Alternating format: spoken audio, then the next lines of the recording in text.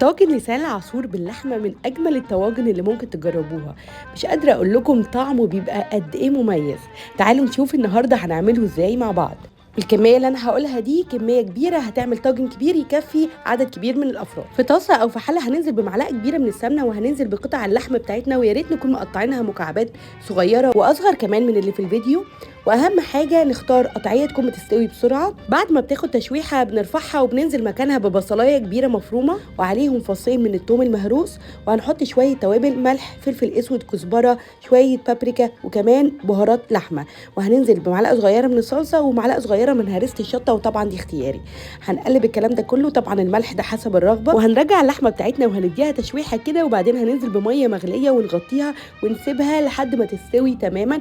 هنغطي كده عليها، وكل شويه نرجع نزود شويه ميه لحد ما اللحمه بتاعتنا تتكرمل بالشكل الحلو ده، وكمان تكون استوت تماما. هنجيب بقى طاسه تانية ونحط فيها معلقه كبيره من السمنه، وهننزل بكيس كامل من لسان العصفور اللي بيكون تقريبا 400 جرام، وهنبتدي نحمره لحد ما نوصل للمرحله دي. ما تغمقوش عن كده علشان طعمه ما يمررش معاكم.